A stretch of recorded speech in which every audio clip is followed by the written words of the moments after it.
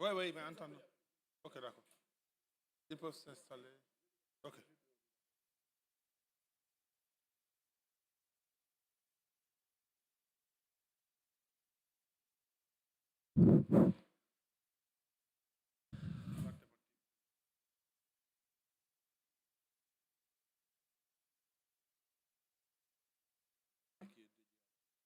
Ah oui, tout à fait. Oui. Bonjour, bonjour tout le monde. Merci d'être là. Merci d'avoir répondu à notre invitation. Nous allons commencer avec quelques minutes de retard. Nous avons un de nos panélistes qui n'est pas encore arrivé, mais on ne va pas l'attendre parce que tout le monde a des sessions derrière, donc il faut qu'on essaie de respecter le temps. Donc nous sommes là aujourd'hui pour cette session qui est relative à la mobilisation des financements pour une résilience climatique durable dans les bassins transfrontaliers. Nous allons pendant cette session, essayer d'avoir une discussion autour de la mobilisation des financements dans le climat dans un contexte transfrontalier. Donc, pour cette session, nous avons avec nous un parterre de panélistes de haut niveau. Vraiment que je les remercie d'avance pour avoir répondu à notre invitation. Avant de présenter les panélistes, je vais donner la parole à M. Diatta, qui est le coordonnateur de la cellule de suivi du 9e Forum mondial de l'eau au niveau du ministère de l'eau et de l'assainissement du Sénégal, qui va nous donner un mot d'introduction avant qu'on passe à la discussion entre les panélistes. Monsieur Diatta, si vous voulez bien, merci.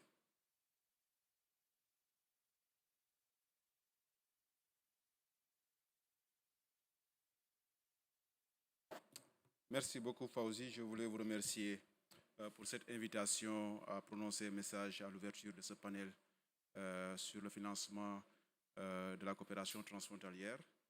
Nous savons qu'aujourd'hui, euh, le monde n'est pas sur la bonne voie pour l'accès universel à l'eau, à l'assainissement.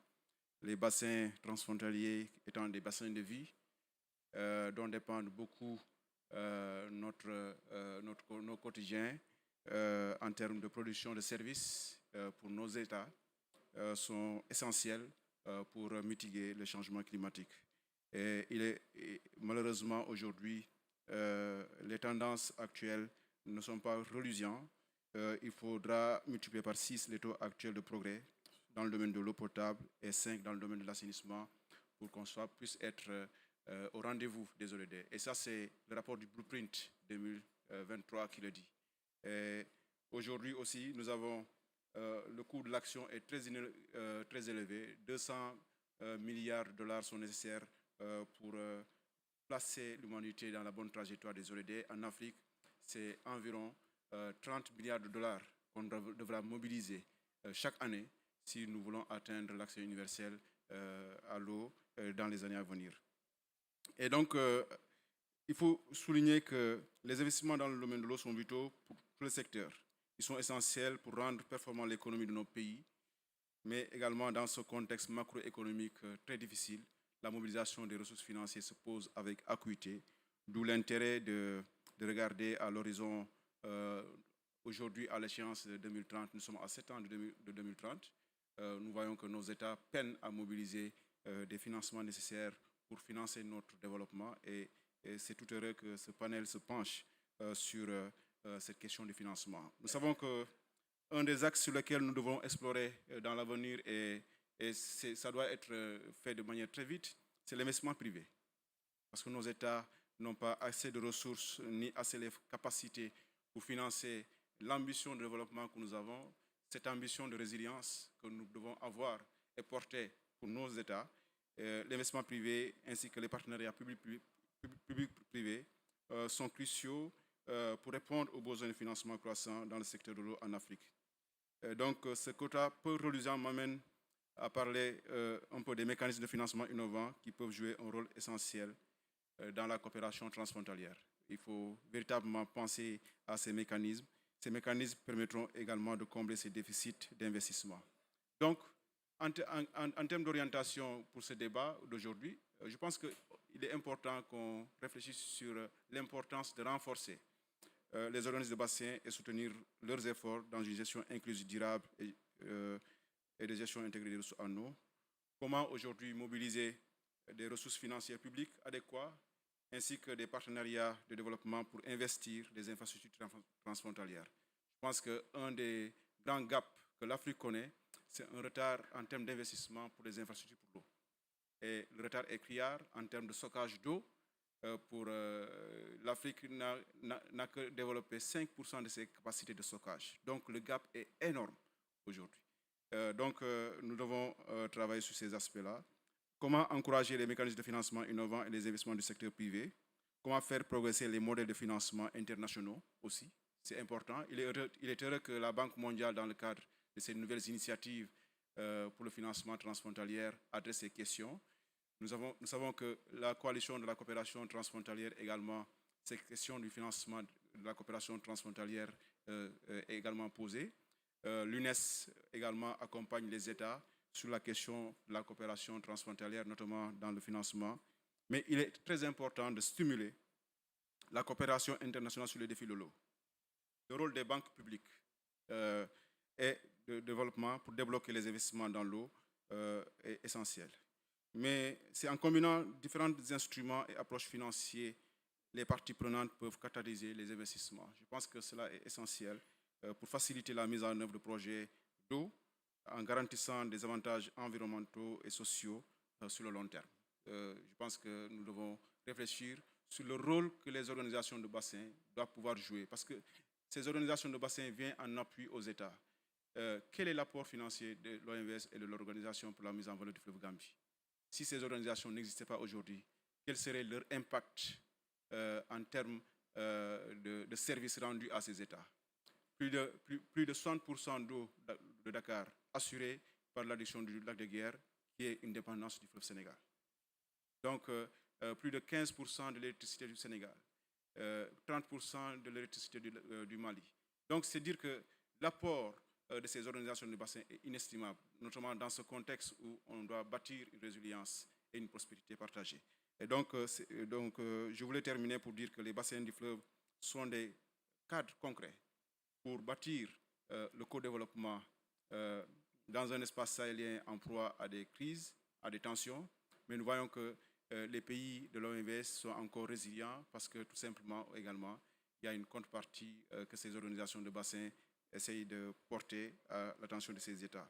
Donc voilà le message que moi je voulais donner par rapport à l'introduction de ce panel, en remerciant l'ensemble des participants pour dire que je propose que les conclusions de ce panel, nous puissions les intégrer dans le cadre de la préparation du 10e Forum mondial de l'eau. Nous coordonnons le processus en ce qui concerne la coopération transfrontalière dans le cadre de ce forum, dans le cadre du 10e Forum mondial de l'eau, ainsi que tous les aspects liés à la coopération internationale transfrontalière, y compris les coopérations interétatiques en relation avec l'eau. Donc, les conclusions de ce panel trouveront un écho favorable. En tout cas, nous sommes très attentifs à ces conclusions. Je vous remercie de votre attention.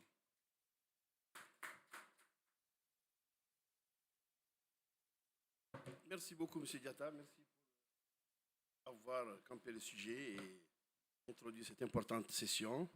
Merci aussi d'avoir insisté sur le gap, sur le définancement, aussi dans le domaine de l'eau de manière générale et surtout dans le contexte transfrontalier. Donc nous allons passer maintenant à notre panel qui est composé de personnes que j'ai dit. Je vais d'abord appeler Mme Sonia Koppel. Sonia Koppel est originaire d'Allemagne. Elle travaille depuis plus de 15 ans au secrétariat de la Convention des Nations Unies pour l'eau, et dont elle est actuellement la secrétaire. Et elle est co-secrétaire du protocole sur l'eau et la santé au niveau des Nations Unies. Avant de rejoindre les Nations Unies, elle a travaillé pour le PNUE en Nairobi et elle a une formation en sciences politiques et sociales. Elle a notamment fait l'université de Bordeaux, ce qui explique sa parfaite maîtrise de la langue française. Sonia, s'il te plaît, tu peux rejoindre. Je vais inviter aussi Mme Khawla Jaoui, qui est la coordonnatrice du département climat de l'Observatoire du Sahara et du Sahel, qui est agronome de formation avec 23 ans d'expérience et qui, en tant que coordonnatrice de ce département, supervise un portefeuille diversifié de projets axés sur le continent africain. Ses responsabilités comprennent notamment la mise en œuvre efficace, le suivi et la gestion des risques de la conformité. Donc, on nous parlera de tout ça tout à l'heure. Je vais demander aussi à M. Kairi de nous rejoindre du CSE. Il est expert senior en NORCAP, Norwegian Capacity. Actuellement, il est en assistance technique au centre de suivi écologique à Dakar. Il capitalise plusieurs années d'expérience dans le domaine des finances, des initiatives environnementales en Afrique de l'Ouest et du Centre. Il était auparavant au niveau du Centre de recherche pour le développement international au Canada. Et il a travaillé aussi à l'unité de l'environnement pour le changement climatique du PNUD Sénégal. Et il a été conseiller au niveau de l'Organisation météorologique mondiale. Enfin, je vais demander à M. Aboubakar Mbaye, directeur de l'environnement et développement durable de l'OMVS, de nous rejoindre, qui est docteur en sciences de l'environnement, qui a occupé plusieurs postes avant d'arriver à l'OMVS, conseiller technique du ministre de l'eau, directeur général de l'ONAS, entre autres.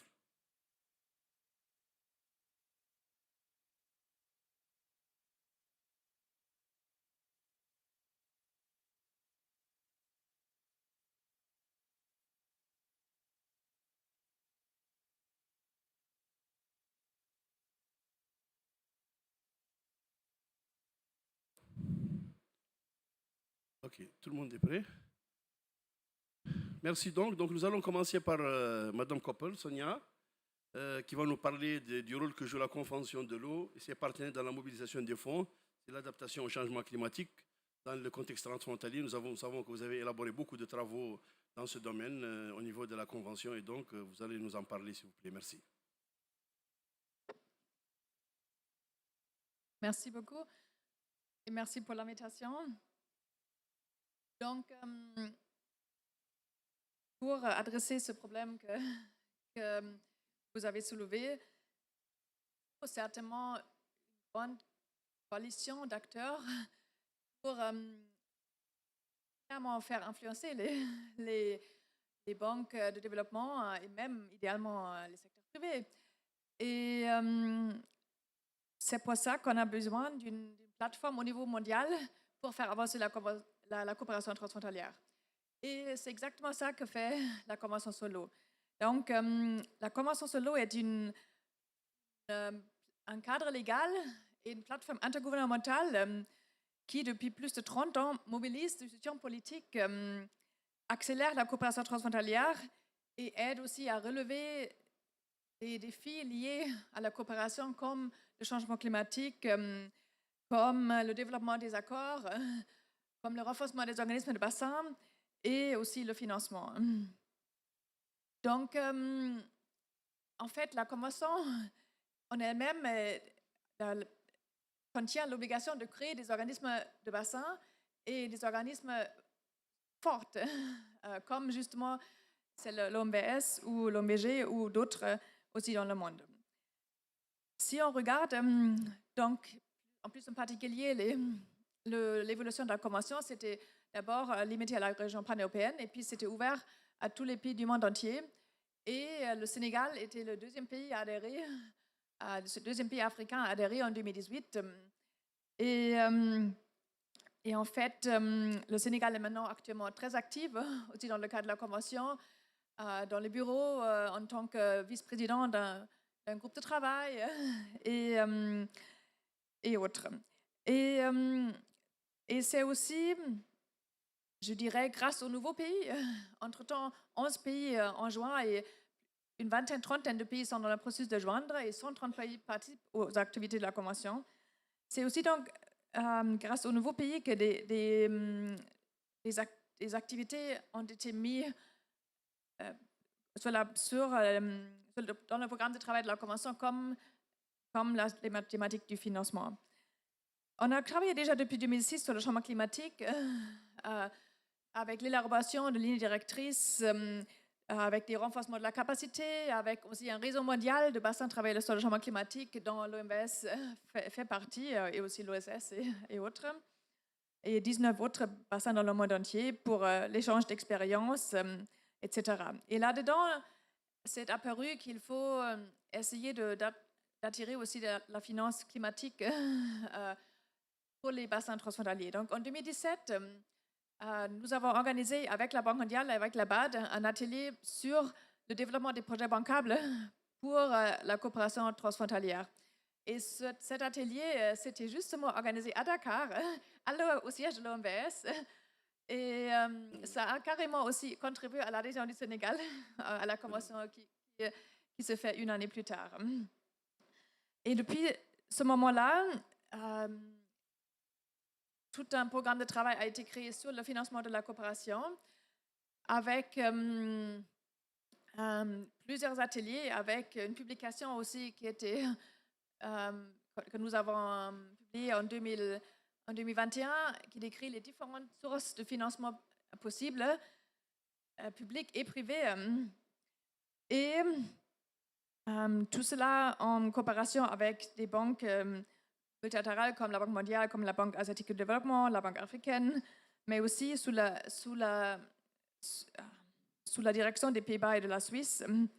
Et tout récemment, et ça, je vais en terminer avec ça, tout récemment, en fait, cette semaine-là, mardi, mercredi, nous avons organisé un atelier mondial à Genève sur justement le financement de la coopération transfrontalière et aussi le développement des bassins. De nouveau, avec plusieurs de ces partenaires que j'ai déjà mentionnés, et je dirais pour la première fois aussi avec le secteur privé. Donc, nous avons eu en fait une journée avec plusieurs représentants des banques ou du secteur privé en général. Et je dois dire, j'étais quand même étonnée du fait qu'ils se sont montrés ouverts pour mieux comprendre qu'est-ce que même c'est un contexte transfrontalier, quel rôle jouent les organismes de bassin. Et comme vous le savez peut-être, il y a un grand projet en cours. C'est le Blue Peace, la paix bleue, le projet qui est en cours avec l'OMBG actuellement pour essayer de mobiliser des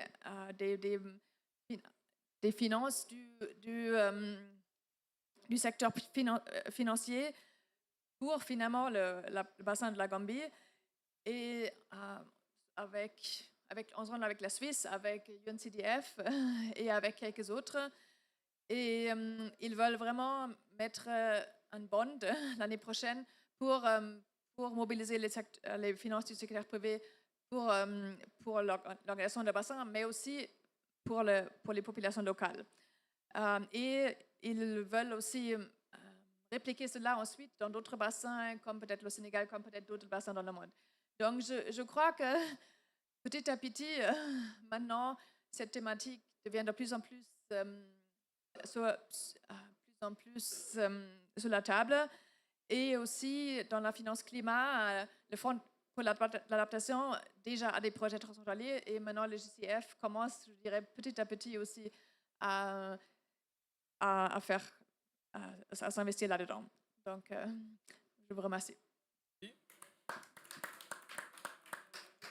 Merci beaucoup Sonia, merci pour cet éclairage par rapport à ce que fait la Convention, par rapport à toutes les publications que vous avez faites et vraiment merci aussi pour le travail, l'important travail que vous faites dans la promotion des organismes de bassin et de la coopération transfrontalière.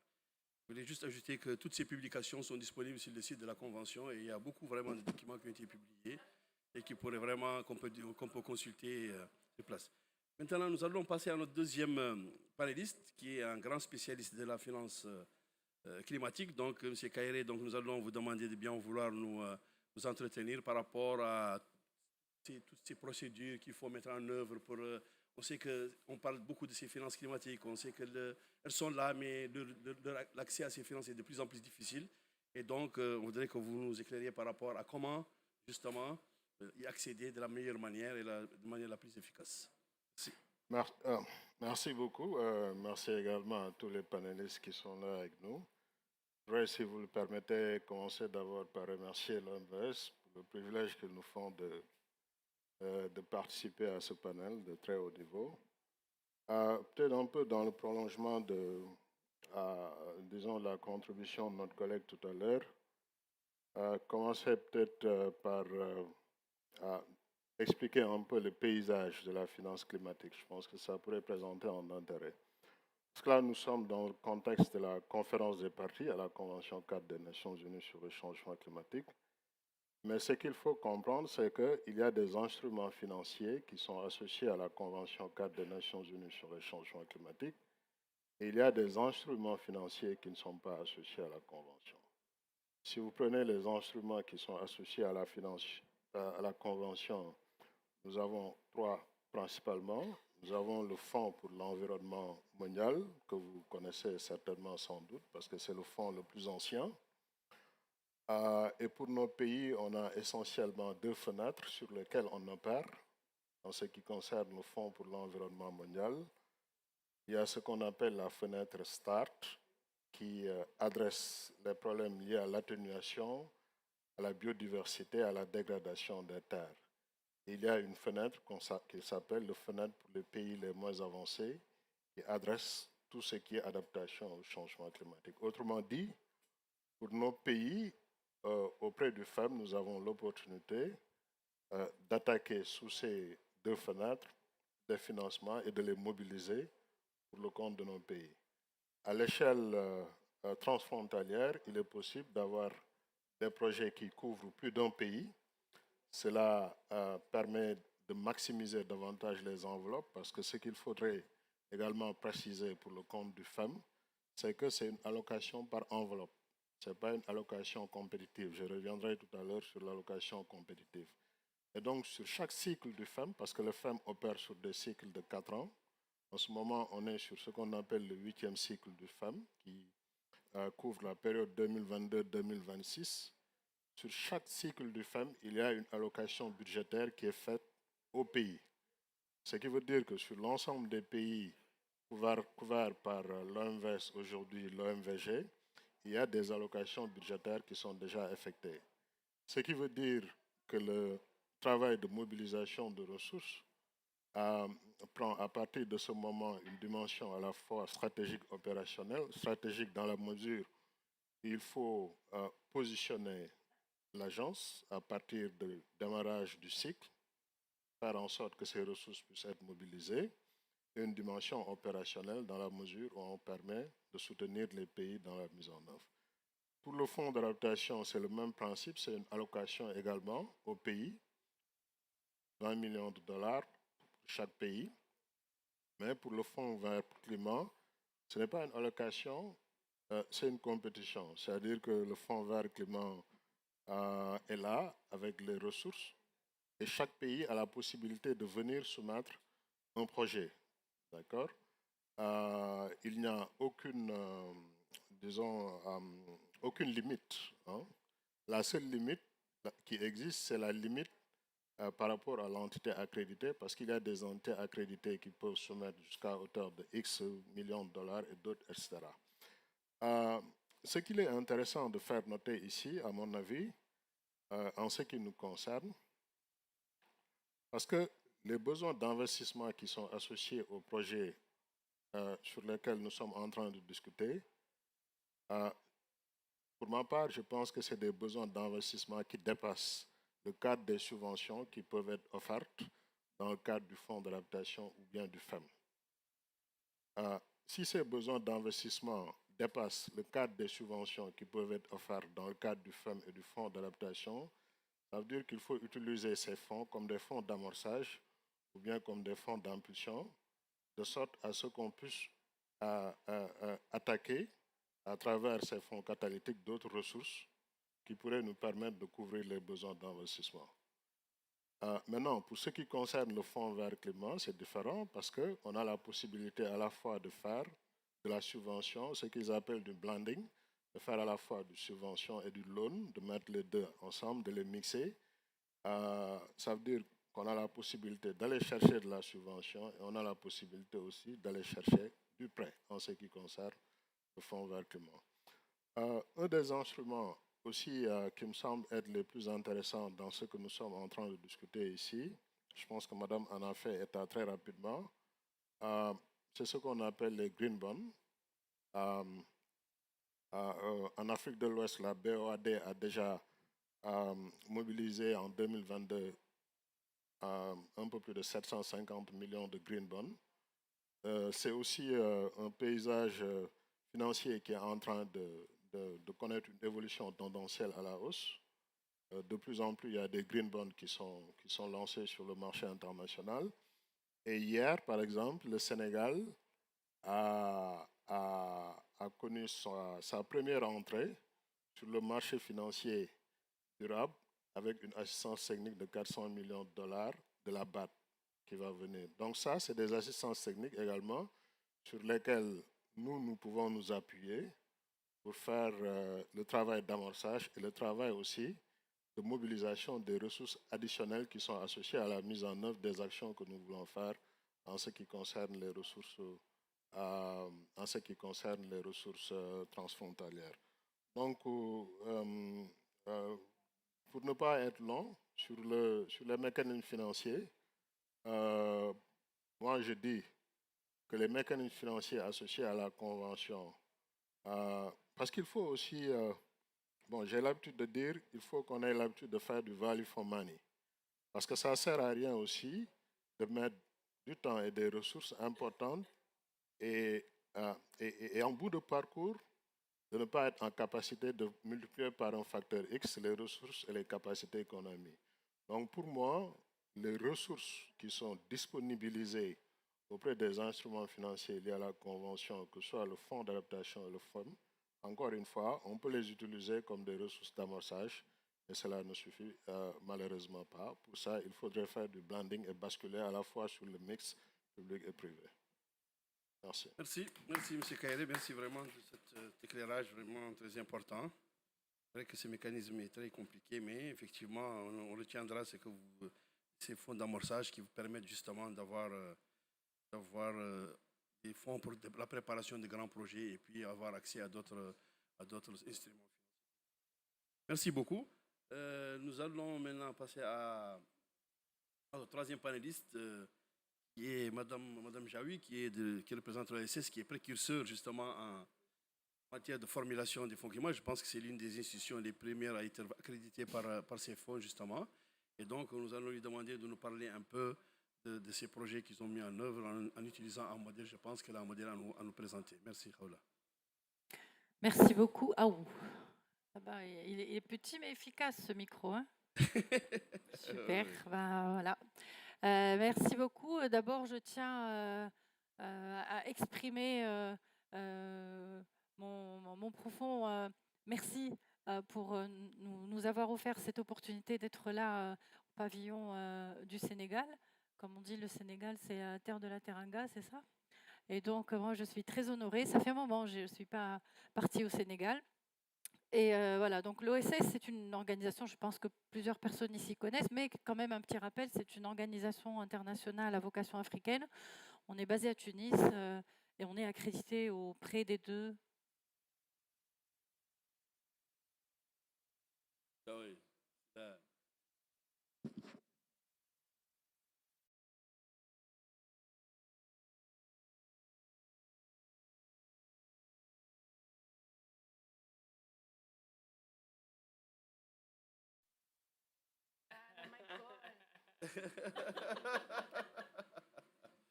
Ça, c'est compliqué, ça. Il ne faut pas toucher au gold.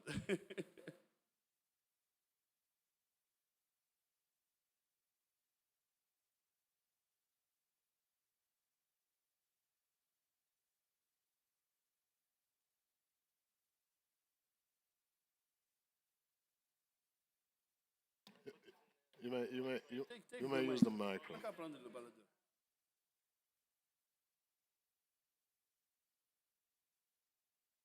Careful of the hairs. Voilà, désolé, les petits micros, c'est pas fait pour moi, il paraît. Alors, donc, je disais, alors l'Observatoire du Sahara et du Sahel, on est basé à Tunis, on est accrédité auprès des deux fonds, donc fonds vert pour le climat et le fonds d'adaptation. Alors, je ne sais pas si Fawzi, on va faire quand même la présentation ou est-ce que... D'accord. Alors, voilà. Alors, sous instruction du modérateur de la session, on va présenter un peu l'expérience de l'OSS en termes de processus de développement de projets. Alors, je vais rapidement passer cette première partie qui est la présentation de l'Observatoire du Sahara et du Sahel. On voit que le Sénégal et les pays, au fait, couverts par l'OMVS sont pays membres de l'Observatoire du Sahara.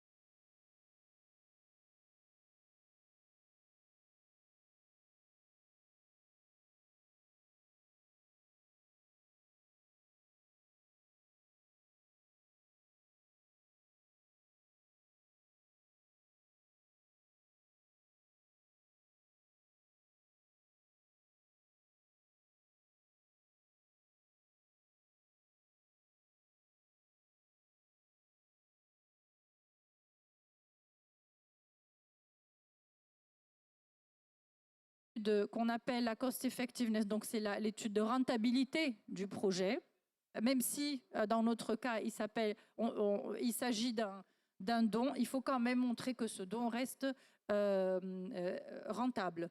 Et puis, il y a un autre aspect qui n'est pas le dernier, hein, donc comme on dit last but not least, ce sont les concertations avec les communautés locales, les autorités locales, les partenaires régionaux, nationaux à tous les niveaux pour que l'on soit tous sur la même longueur d'onde.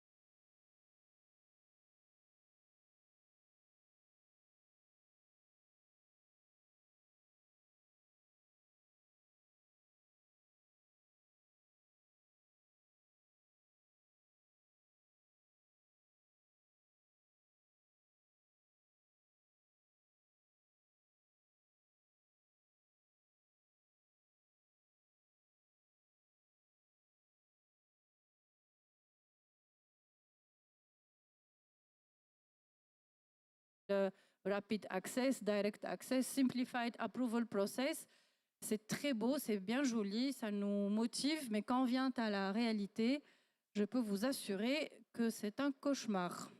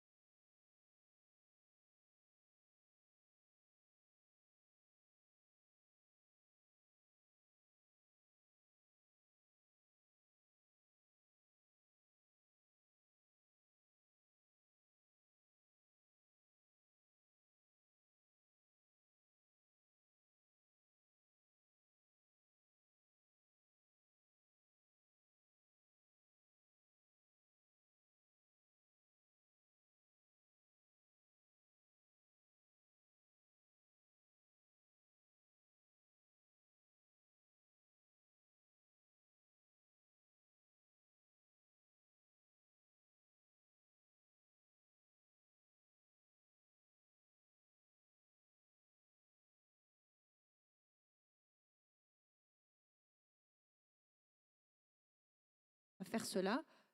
Donc voilà, ce sont des...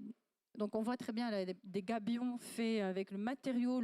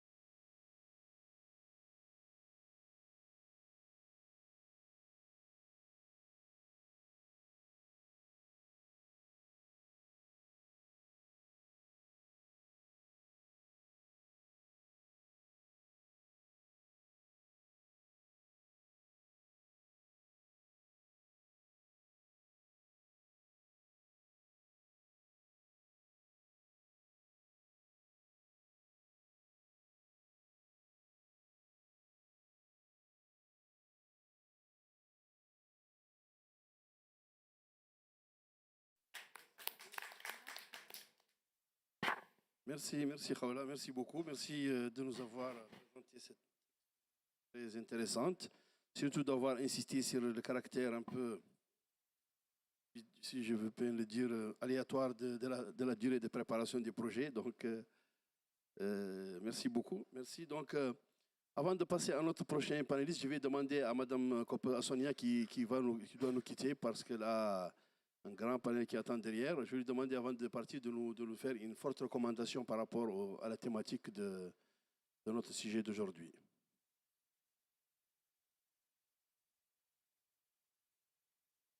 Oui, je suis désolée, je vais devoir partir parce qu'en fait, nous avons une session après avec un bailleur, donc c'est important, avec l'Allemagne et AMCAO. Et d'ailleurs, si vous voulez, vous êtes tous bienvenus à 16h45 au pavillon de SDG. En fait, ça s'appelle UNDESA, c'est au bâtiment 88, donc ça veut dire que c'est de l'autre côté, et c'est pour ça qu'il faut y aller. Et là, il y aura normalement des speakers de haut niveau, donc c'est important de leur faire passer le message. Donc moi, je dirais que deux messages clés. C'est premièrement que, à mon avis, il est très important ici aussi à la COP de parler de l'eau dans les négociations et aussi de la coopération transfrontalière. Parce qu'en fait, dans le passé, souvent, on a dit que la coopération transfrontalière, en fait, ça fait des risques, ça crée des risques, ça fait encore plus compliqué les négociations, etc. Mais de l'autre côté, en fait, on peut voir que la coopération transfrontalière peut accroître l'efficacité de l'adaptation au changement climatique. Parce qu'on échange les données à travers les frontières, on peut des fois mettre des mesures d'adaptation en amont ou en aval où c'est plus efficace. Et on a justement déjà plusieurs exemples d'organismes de bassin africains, mais aussi en Europe maintenant ou en Asie avec le Mekong ou autre, où vraiment des bénéfices concrets sont visibles, mais ce n'est pas encore très bien communiqué souvent et très bien compris au niveau politique et aussi. Donc j'espère beaucoup que, par exemple, dans les discussions sur le Global Goal and Adaptation, dans la décision actuelle, j'ai bien compris, l'eau est dedans et aussi la coopération transfrontalière, et c'est très important que ça reste. Donc ça, c'est mon premier message. Et deuxième message, c'est vraiment parce que si on regarde dans le monde entier, il y a encore malheureusement beaucoup de bassins partagés qui n'ont pas du tout d'accord et qui n'ont pas d'organisme de bassin.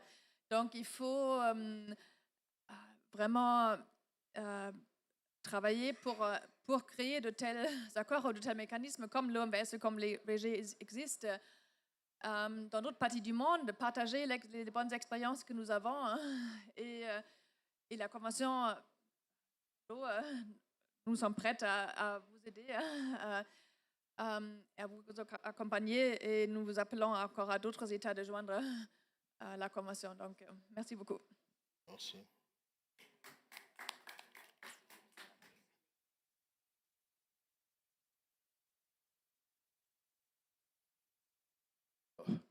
Ok, merci Sonia, merci. Donc maintenant nous allons passer à notre dernier panéliste, M.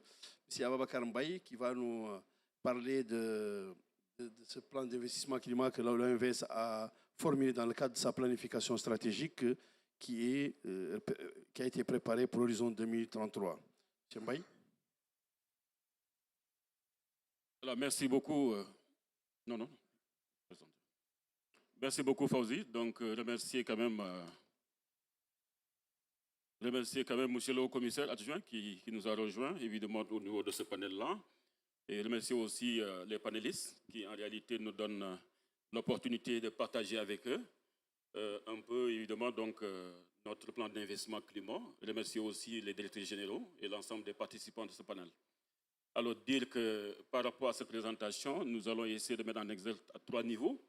Le premier niveau, c'est voir un peu comment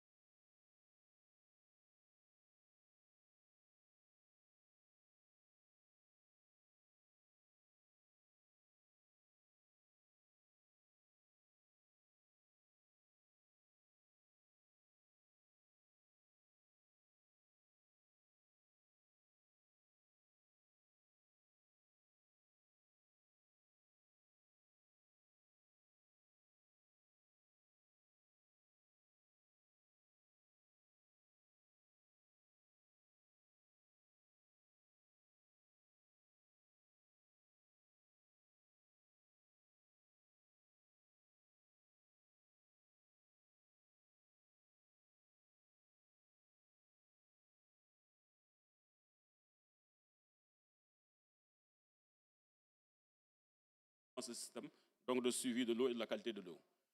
Alors, et ceci, ça nous a abouti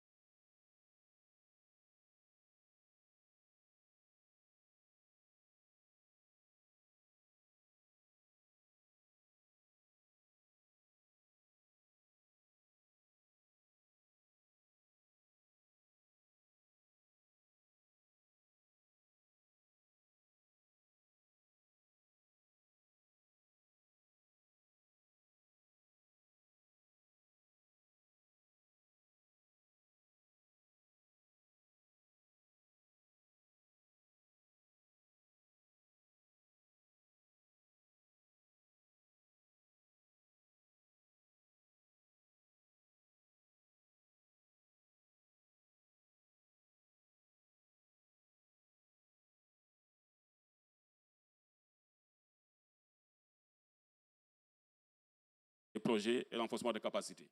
Donc, disons que par rapport à cela, nous pouvons essayer, on a essayé de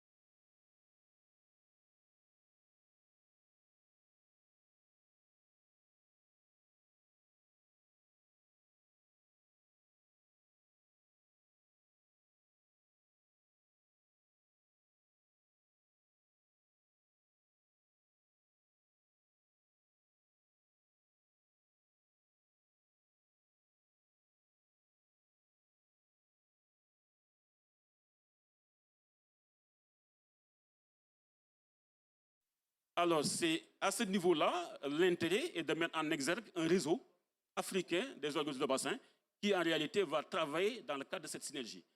Évidemment, il y a beaucoup d'organismes de bassin qui, en réalité, autour de ce réseau-là, nous permet évidemment d'aller dans le sens, surtout, voir comment partager les expériences, comment essayer d'avoir des plans d'action communs.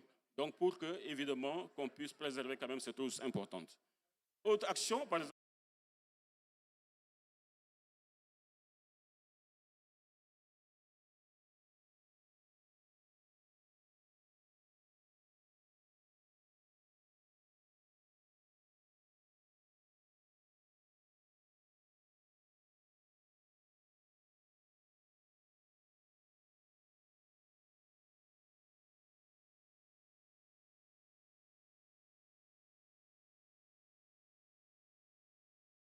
la gestion de bassin professionnel. Donc, à partir de son schéma directeur, Horizon 2050, son plan d'investissement dans le climat en 2033, donc, on ose dire évidemment que des partenaires vont venir avec nous pour nous accompagner, pour réaliser évidemment ces projets importants au niveau du bassin du fleuve Sénégal. Je vous remercie. Merci beaucoup, M. Mbaye. Merci d'avoir passé en revue cet important plan d'investissement climat. Comme vous le voyez, M. le haut-commissaire parle de 4 milliards d'euros quand même. Ce n'est pas une petite somme. Donc, quand on pense à ce que c'est milliards, ce n'est pas millions, c'est milliards. Quand on pense que, comme Khaoula nous disait tout à l'heure, que pour un projet de 8 millions, il faut 2 ans, donc calculer, je vous laisse faire le calcul. donc merci, M. Mbaye, pour cet éclairage. Donc, j'espère que les gens dans cette salle, nous avons des gens qui pourront nous aider à mobiliser une partie de ces fonds. Je tiens à saluer la présence parmi nous de M. le haut-commissaire de l'OMVG, Hadji Lansana Fofana, qui a bien voulu nous rejoindre, le haut-commissaire adjoint M. Bangora. Donc, et avant de on va passer à la dernière partie de notre panel, et donc je vais passer la parole à M. Kairé pour lui demander de nous donner une forte recommandation par rapport à cette problématique que nous avons traitée cet après-midi.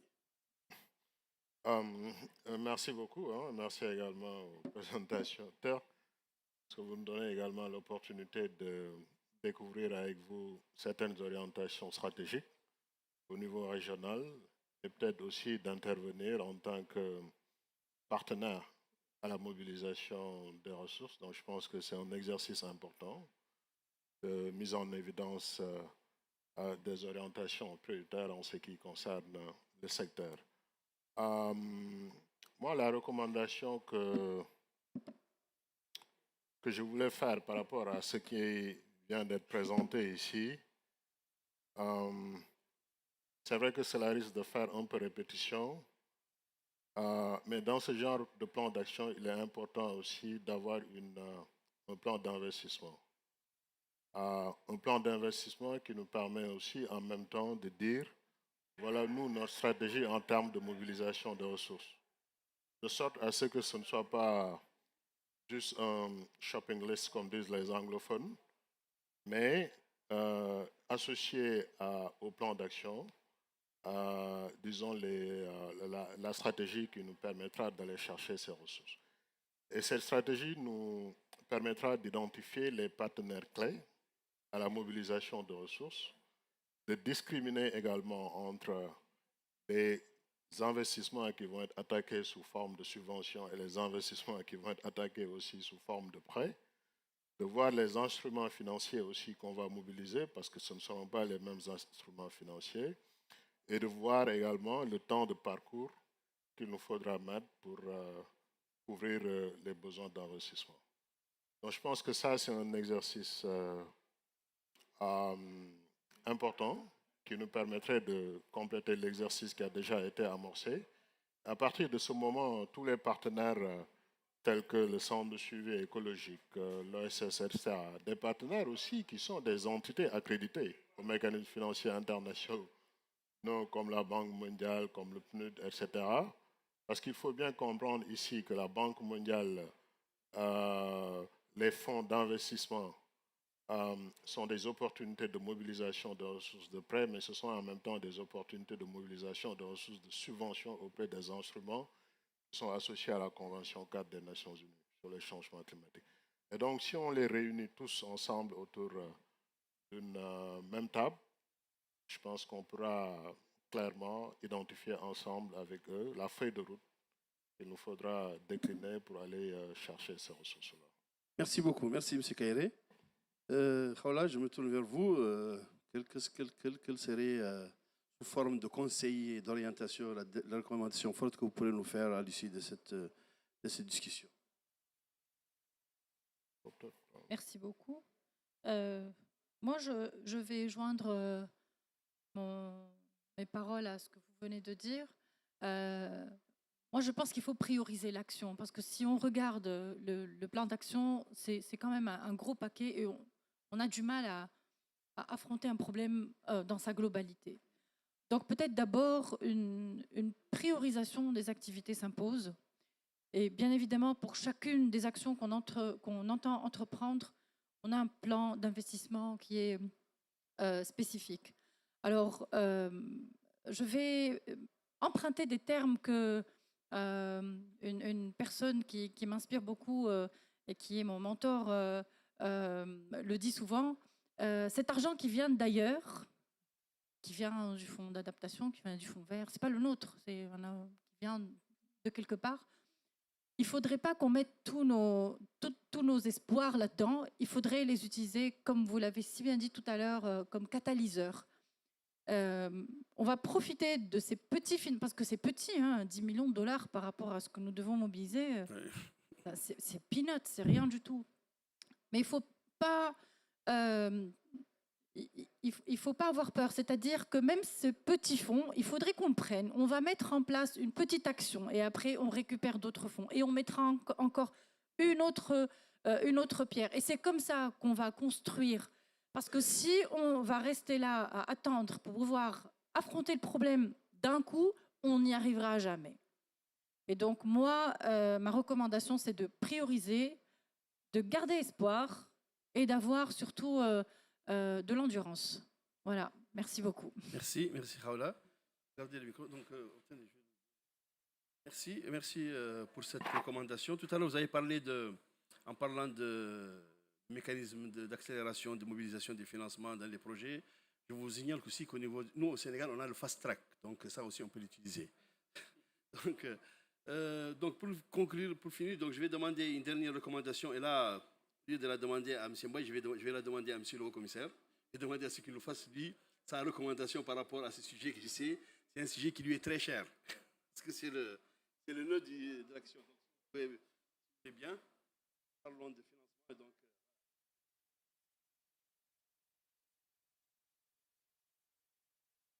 merci beaucoup, monsieur le modérateur. Une fois encore, je remercie les organisateurs de ce panel qui est sur le chemin critique de tous les organismes de bassin. J'ai suivi avec attention la présentation et nous sommes en train de développer les mêmes choses parce que nous avons les mêmes missions.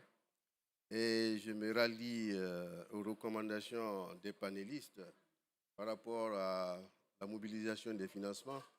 Je suis parfaitement d'accord qu'il faut que ça soit, le plan d'action soit accompagné par un plan de financement conjoint qui va donc catégoriser les projets. Et je ne sais pas à quel horizon vous comptez achever votre plan d'action, mais normalement, il doit y avoir des plans d'action qui vont prioriser les projets à court terme, moyen terme et à long terme. Sinon, parce qu'il est impossible, il ne faut pas rêver, il est impossible de mobiliser tout ce financement en une seule fois. Donc, il faut échelonner en projet de court terme, moyen terme et long terme.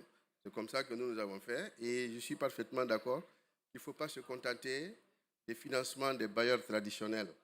Il faut aussi aller avec d'autres, comme nous sommes en train de le faire avec notre plan directeur de développement intégré. Et nous sommes avec la coopération suisse et l'UNCDF qui nous aident, en plus de l'apport des bailleurs de fonds traditionnels, à trouver des financements innovants auprès du système des Nations Unies. Donc, c'est un peu des choses qu'il faut expérimenter pour pouvoir nous permettre de mettre en œuvre notre plan d'action. Parce que tout a été identifié. J'ai suivi, tous les paramètres sont là pour pouvoir parvenir à atteindre notre objectif de développement durable. Maintenant, le problème, c'est comment le mettre en œuvre et comment mobiliser les ressources. Et voilà, pour mobiliser les ressources, la proposition que nous vous formulons.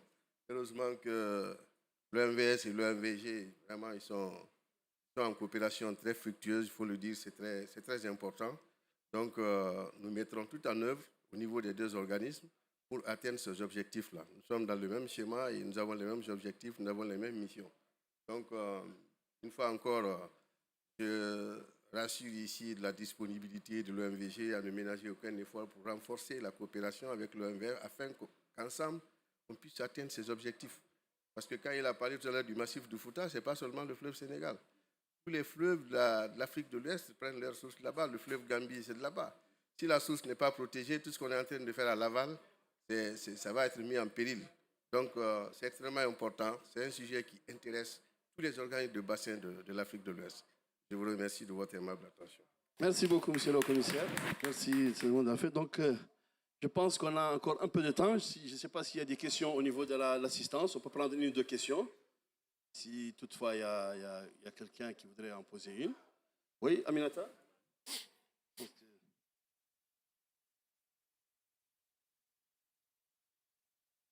Merci. En fait, j'aimerais poser une question aux panélistes parce que les partenaires ont l'habitude de dire que les fonds existent et que le problème est à rechercher dans la formulation de projets bancables. Dans ce cas, quelles sont les synergies à trouver pour permettre en fait aux organisations intéressées de pouvoir bénéficier de ces financements-là. Merci. Alors, est-ce qu'il y a une autre question? Comme ça, on apprend. Sinon, oui, allez-y, monsieur. Bonjour, merci de me donner la parole. Je suis Abdourahmane John, je suis le DG de l'Association sénégalaise de normalisation. Tout d'abord, je félicite les panélistes pour les brillantes présentations, le docteur Mbaye notamment. Juste pour ajouter à ce que madame disait tout à l'heure, je pense qu'une chose est de faire des plans de financement, d'avoir des projets qui sont importants parce que l'outcome sera déterminant dans la lutte contre les changements climatiques. Mais je pense qu'un atout qui pourrait permettre de faciliter la recherche de financement, c'est de pouvoir capitaliser sur l'existant, sur le passé, les projets passés qui ont été déroulés avec succès, avec des résultats tangibles. Par exemple, on parle des plantes envahissantes. Il y a eu un projet de l'UMOA qu'on a déroulé au Sénégal et qui a permis donc de normaliser une innovation dans l'utilisation, par exemple, du TIFA dans la construction. Ça, par exemple, c'est un projet, si on essaie de s'appuyer sur les conclusions de ce projet-là, dans la formulation d'autres projets, ça donne plus de crédit, ça donne plus de crédibilité dans ce qu'on fait. Il y a d'autres mécanismes également. Je pense qu'on doit pouvoir intéresser les industriels, surtout les grosses industries qui sont dans nos pays, dans le financement de nos plans de résilience et au changement climatique. Il y a des mécanismes, il y a la responsabilité sociétale d'entreprise qui aujourd'hui dans nos pays est plus comprise comme distribuer des sacs de riz, mais je pense que le plus important, c'est d'utiliser ces financements-là dans des projets structurants comme ceux-là. Merci beaucoup. merci de cette contribution. Donc, c'est bon. Donc, Fall, tu veux... Donc, une dernière question et puis on passe aux réponses rapidement parce qu'on a... Oui, bonjour, Souleymane Fall, directeur des infrastructures à la Sogenav, à l'OMVS. Donc, moi, j'avais une question par rapport en fait, dans quelle mesure on peut capter les fonds verts pour un projet de transport qui est hautement, comme la navigation sur le fleuve Sénégal, qui est un projet qui est hautement, disons, éco-responsable, parce que si on arrive à réaliser le projet de navigation, l'ensemble, on pourra faire un report modal qui permettra de transférer l'ensemble des camions qui polluent, plus de 30 000 à même, on pourrait même dire 100 000 camions qui pourraient être transférés au niveau du fleuve. On sait que le transport fluvial est 5 fois moins polluant que le transport par la route. Donc je voulais savoir dans quelle mesure vous pensez qu'on peut capter plus facilement, ou bien quels sont les accompagnements dont a besoin la Sogenav pour pouvoir capter ces fonds verts. Donc, merci beaucoup. Merci, M. Fall. Donc, M. Kairé, si vous voulez réagir par rapport à... Okay, ouais. Merci. La synergie à trouver pour... merci à Aminta, une ancienne collègue au CRDI. C'est un plaisir de vous retrouver. La synergie qu'il faut trouver pour la mobilisation des ressources, moi j'ai l'habitude de penser qu'il faut construire des alliances stratégiques. Parce que pour mobiliser les ressources dont on est en train de parler, il faut avoir une orientation stratégique. L'alliance stratégique, c'est d'abord avec les ministères de l'Environnement au niveau des pays. Parce que ce qu'il faut comprendre ici, c'est que les endossements au niveau national sont faits par les ministères de l'Environnement. Au-delà du fait que le projet doit obéir à des orientations prioritaires au niveau national, telles que reflétées dans les instruments de planification nationale, les endossements se font par les directions, par les ministères de l'Environnement. Donc il y a un travail stratégique qu'il faut mener avec les ministères de l'Environnement pour s'assurer, pour le FEM et pour le Fonds d'adaptation, bien avant l'installation des enveloppes budgétaires qui sont dédiées au pays, que les orientations et les priorités de l'OMVS sont déjà reflétées. Ça, c'est extrêmement important dans l'exercice de mobilisation des ressources. Donc, ces alliances stratégiques, il faut les construire avec ses partenaires, avec les entités accréditées également. Le Centre de suivi écologique, par exemple, est une entité accréditée, l'ASS est une entité accréditée, mais mieux encore, les entités accréditées internationales. Parce qu'il ne faut pas les voir comme des mises en opposition, il faut construire ensemble avec eux. autant avec les entités accréditées au niveau international qu'avec les entités accréditées au niveau national. Deuxièmement, je pense qu'il faut mettre en place des fonds catalytiques. Vous savez, toutes ces institutions que sont la Banque mondiale, le PNUD, le PNUE, le FIDA, etc., ce qui leur permet de mobiliser ces ressources pour le compte des pays. Le travail, ce n'est pas le staff de la Banque mondiale qui le fait, ou du PNUD ou du FIDA. C'est parce qu'ils ont des fonds catalytiques qui sont installés au niveau institutionnel et qui sont utilisés pour aller chercher des consultants pour faire le travail. Mais si ces fonds catalytiques ne sont pas en place, il est difficile de multiplier par un facteur X et d'aller chercher des ressources importantes. Donc, les fonds catalytiques sont extrêmement importants. Et je sais ce que je suis en train de dire. Ce n'est pas des fonds importants, c'est juste de petits fonds, d'accord? Je termine. Les projets innovants, c'est important. Parce que je ne sais pas si c'est reflété dans le plan d'action, mais je pense que l'OMVS est peut-être une institution privilégiée pour impulser l'innovation au niveau des pays. Parce qu'il y a des projets innovants, et ça a une capacité d'attraction vis-à-vis des fonds qui est beaucoup plus importante que si c'est des projets classiques. Le TIFA, comme dans la construction, moi, je sais parce que moi-même, j'ai supervisé ce projet qui a été financé par le FEM à l'époque. Et l'idée, c'était d'utiliser le TIFA comme produit dans l'efficacité énergétique.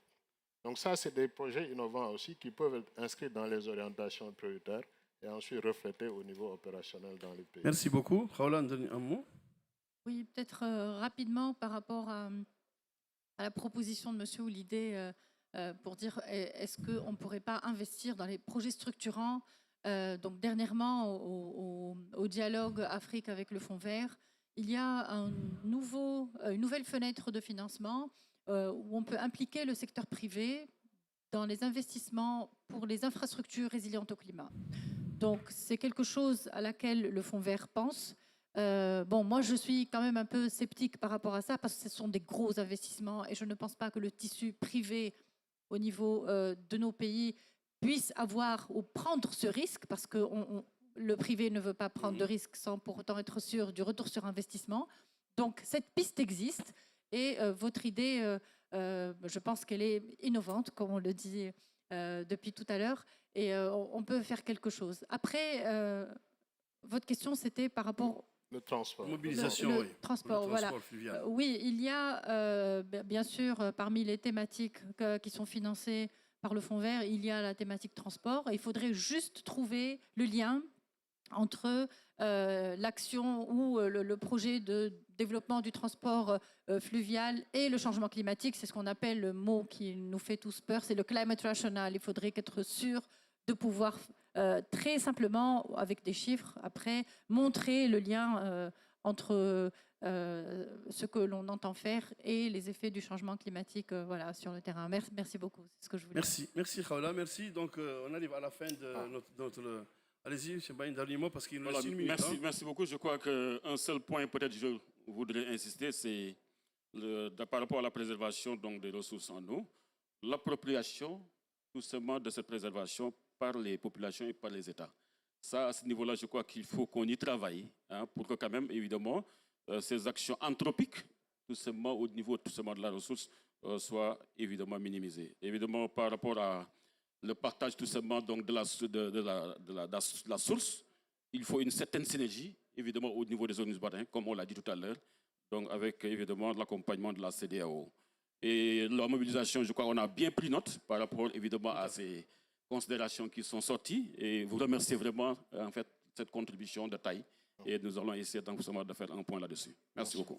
Merci M. Mbaye. Donc on arrive au terme de notre panel. Merci beaucoup. Merci à nos brillants panélistes. On ne va pas s'arrêter là. On va avoir recours à vos services pour la suite. Merci pour tout le monde. Merci Monsieur le commissaire Jean d'avoir honoré de votre présence. Remercier aussi les responsables du pavillon Sénégal de nous avoir donné l'opportunité d'avoir cette session. Et je demande d'applaudir une dernière fois nos panélistes qui ont vraiment... Donc on va faire une photo